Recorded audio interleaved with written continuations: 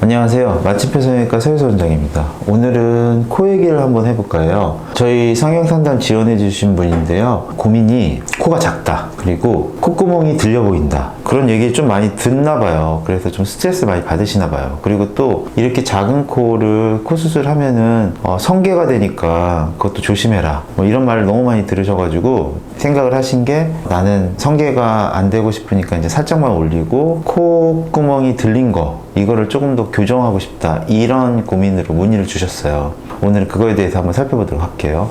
일단은 코 수술할 때 제일 중요한 거는 휘었냐 안 휘었냐 이게 진짜 중요한 것 같아요. 왜냐하면은 저는 코가 똑바른 사람은 단 한 번도 본 적이 없거든요. 다 누구나 다 코가 휘어 있어요. 안구가 똑같은 위치에 위치해 있지 않고 인중이랑 코끝이 똑같이 만나지 않기 때문에 휘어질 수밖에 없어요. 그거를 한번 먼저 파악을 해보도록 할게요. 일단은 미간의 중심은 여기네요.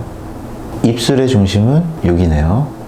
코끝의 중심은 비주의 중심은 여기네요. 이걸 하나로 연결을 시켜보면은 이런 식으로 약간 이런 식의 느낌으로 돼 있다는 걸 알 수 있어요. 그래서 결국 내 코는 이렇게가 똑바르다고 가정을 하면은 이렇게 휘어져 있죠. 이게 왜 중요하냐면은 보통은 코가 보형물을 많이 넣잖아요. 보형물 넣으면 결국에는 이 콧대가 이렇게 앞으로 올라온다는 얘기거든요. 그러면은 이 베이스가 이렇게 휘어져 있는 상태에서 이렇게 올라오게 되면은 더 휘어 보일 수밖에 없어요. 그리고 더 휘어 보일 수밖에 없다는 얘기는 코 수술하고 나서 스트레스를 받을 수 있다. 그 얘기랑 똑같은 거거든요. 그래서 물론 우리가 보형물을 넣을 때 약간 이런 식으로 비껴넣기도 하죠. 비껴넣기도 하지만 그래도 기본적으로는 콧대가 휘어있기 때문에 누구나 다 휘어있기 때문에 어느 정도 휘어질 수밖에 없다. 이렇게 생각을 하셔야 돼요.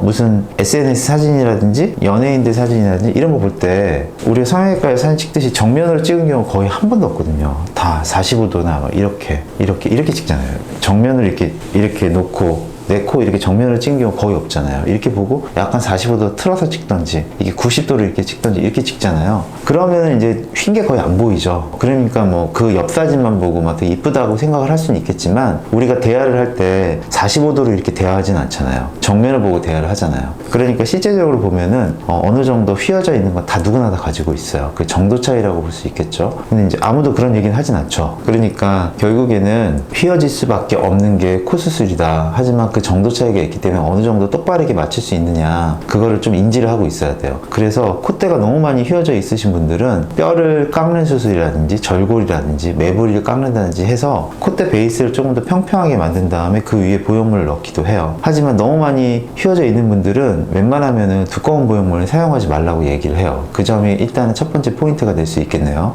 두 번째는 옆라인이에요. 옆라인을 좀 봐야 돼요. 우리가 보통 직반 많이 얘기하거든요. 직반버선의 코를 많이 얘기를 하는데 이게 추상적으로 그냥 저 코가 직반이니까 저 코가 이쁘니까 저렇게 해야겠다 이렇게 생각하는 거는 크게 의미가 없고 두 개 사진을 놓고 한번 비교해 봐야 돼요. 이 직반이라고 하는 코하고 내 코하고 뭐가 차이점이 있는지 그래야지 어떻게 계획을 세워야 될지 느낌이 오거든요. 예를 들어서 뭐 완전히는 아니겠지만 이게 수술한 코니까 이걸 우리가 직반이라고 완전 가정을 해볼게요. 그럼 첫 번째 우리가 해야 될 건 뭐냐 하면은 일단은 이마를 같이 봐야 돼요. 이마에서 요렇게 떨어지다가 쌍꺼풀 라인에서 한번 이렇게 올라가죠.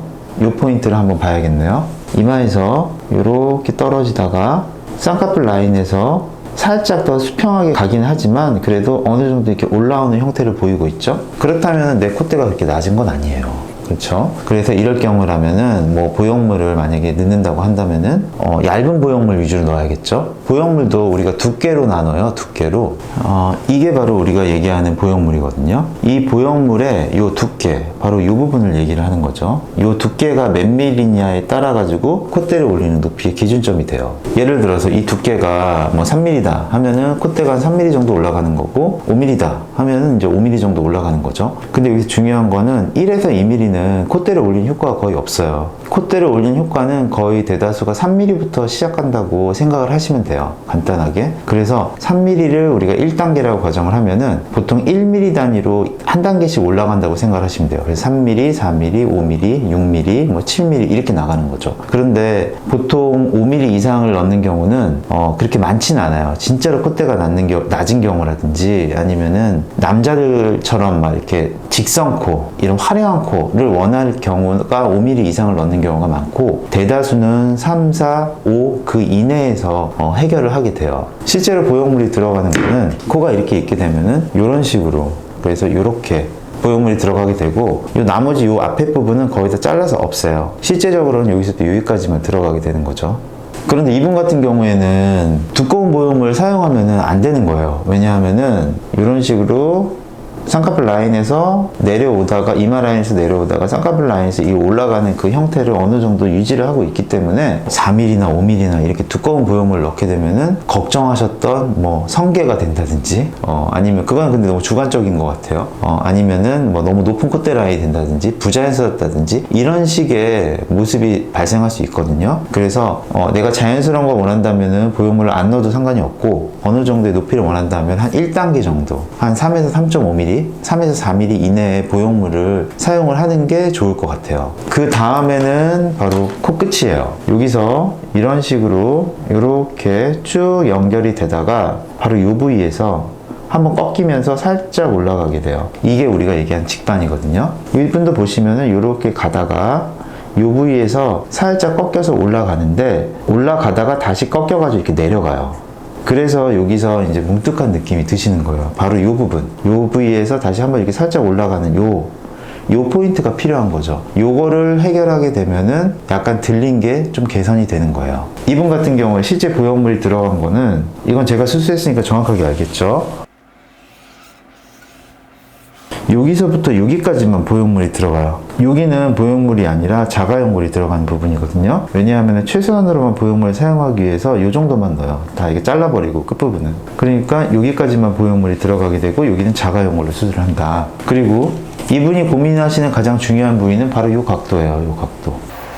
많이들 얘기하잖아요. 이 각도가 결국에는 들렸냐 안 들렸냐를 결정하는 중요한 포인트가 돼요. 이분 같은 경우에는 이 각도가 좁죠. 왜냐하면 코끝이 어느 정도 이렇게 내려와 있으니까. 하지만 이분 같은 경우에 이 각도가 좀 이렇게 넓죠. 왜냐하면 코끝이 위로 이렇게 올라가 있으니까.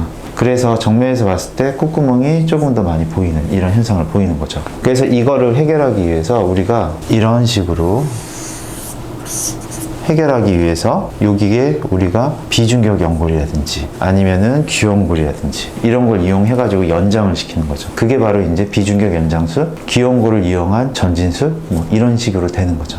하지만 그것만 고려하면 안 되잖아요. 우리가 뭐 이렇게 보면서 얘기할 게 아니기 때문에 정면 모습도 되게 중요하거든요. 그 정면 중요한 걸 결정짓는 건 아까도 말씀드렸지만, 이 콧대가 어느 정도 안 휘고 적절하게 유치했느냐, 그리고 얘가 어느 정도 높이감을 주느냐, 그리고 또 그 다음 중요한 거는 바로 이 코끝이죠. 우리 동양인들은 어쩔 수 없이 누구나 다 복코를 가지고 있잖아요. 콧대가 낮기 때문에, 코끝이 낮기 때문에, 연골이 펑퍼짐하게 퍼져 있기 때문에, 피부가 두껍기 때문에, 그리고 코끝에 지방이나 염분 조직이 많이 껴있기 때문에 서양인들과 다르게 누구나 다 복코를 가질 수밖에 없어요. 그런데 어차피 코 수술을 하는 거라면은 그 부분을 어느 정도 좀 해결하고 싶은 건 사실이잖아요. 그래서 이분 같은 경우는 보면은 여기 보이세요? 좀 확대해 볼까요? 여기가 불룩하게 이 부분 튀어나와 있고 여기 꺼져 있죠.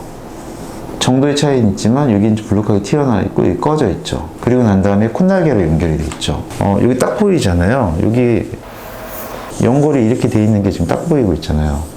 연골하고 그냥 맨살하고의 경계 부위거든요. 그리고 이 정도까지 해가지고 여기가 좀 두툼하게 좀 나와 있어서 여기 약간 좀 지방 조직이 좀 있겠구나 이런 생각이 좀 들잖아요. 그리고 모공이 좀 있는 거 봐서는 피부가 약간 조금 두꺼운 편이구나 이런 생각이 들잖아요. 그러면 이 부분을 좀 모아줘야겠구나. 이 연골을 좀 모으면서, 그리고 그리고 여기에 좀 살이 있다면은 안전한 범위 내에서, 왜냐하면 이 지방 조직 살이 이 겉에 있는 두꺼운 피부에 혈액을 공급하고 있기 때문에 이걸 얄쌍하게 한다고 그 살 다 제거하면 이 피부가 죽어요. 큰일 나요. 그렇기 때문에 안전한 범위 내에서 이 조직을 조금 제거하는 건 좀 필요하겠구나, 도움이 줄 수 있겠구나, 그렇게 생각을 해야 되는 거죠. 그래서 우리가 보통 이렇게 비중격 연장이나 귀연골 연장하면서 연골을 같이 이렇게 좀 모아주고 이 살을 좀 제거하게 돼요. 근데 여기서 또 중요한 거는 이거 너무 얄쌍하게 하기 위해서 너무 강하게 하면은 이 함몰된 부위하고 얘가 줄어들면서 여기 또 이렇게 줄어드는 부위하고 같이 합쳐지게 되면서 마치 빨래집게를 찝어놓은 것처럼 찝힌 코가 될 수 있으니까 이건 또 적당하게 해야겠죠. 있죠. 바로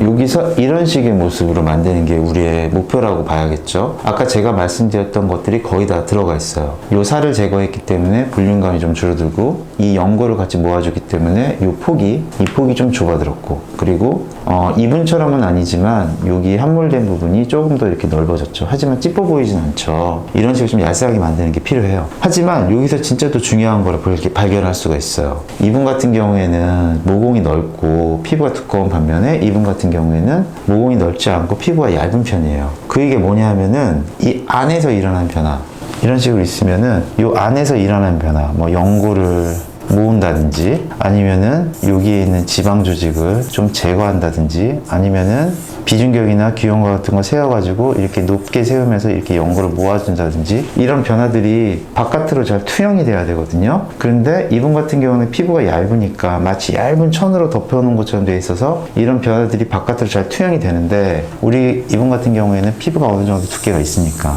잘 투영이 되진 않겠죠. 이분보다 좀 떨어지겠죠. 그런 것도 좀 미리는 알고 있어야겠죠. 물론 당연히 개선이 되겠지만, 세부적으로 어떤 식으로 수술을 하고 또 계획을 어떻게 세워서 이런 테크닉으로 수술을 한다, 이런 거에 대해서 알아봤는데요. 결국 중요한 거는 이분이 말씀하신 게 거의 다 맞으세요. 일단은 두껍고 화려하게 할 필요는 전혀 없으신 거예요. 그래서 콧대 보형물 뭐 심하게 쓴다든지 뭐 이럴 필요는 전혀 없으시고, 어떻게 보면 무보형물로 수술을 하셔도 되고 살짝만 보형물을 깔아도 되는, 그렇게 말씀하신 것처럼 부자연스러운 성게의 모습이 되지 않기 위해서 맞는 말씀이시고, 또 말씀하신 것처럼 코끝이 약간 뭉툭하고 약간 들려 보여서 콧구멍이 보인다, 그거에 대해서 또 맞는 말씀이세요. 왜냐하면 우리가 사진 비교를 통해서 그걸 알아봤잖아요. 그래서 그 부분에 대해서만 살짝만 교정하는 거는 괜찮은 일이다, 이렇게 생각을 할 수 있겠죠. 하지만 여기서 아셔야 될 거는, 그런 식으로 연장을 해서 이 각도를 교정한다 할지언정 정면에서 봤을 때 콧구멍이 안 보이는 건 아니에요. 적게 보이는 거고, 그 각도가 완화가 돼서 좀 편안하게 콧구멍이 보이는 거지, 이 수술을 하게 되면은 콧구멍이 아예 안 보일 거야, 이렇게 생각을 하시면 절대 안 되세요. 콧구멍이 안 보이게 하는 거는 화살코를 만드는 거거든요. 뾰족한 코, 마녀코라고도 얘기하죠. 이렇게 내려간 코, 이런 코를 만드는 거기 때문에 그런 거는 하시면 안 된다고 생각을 하셔야 돼요.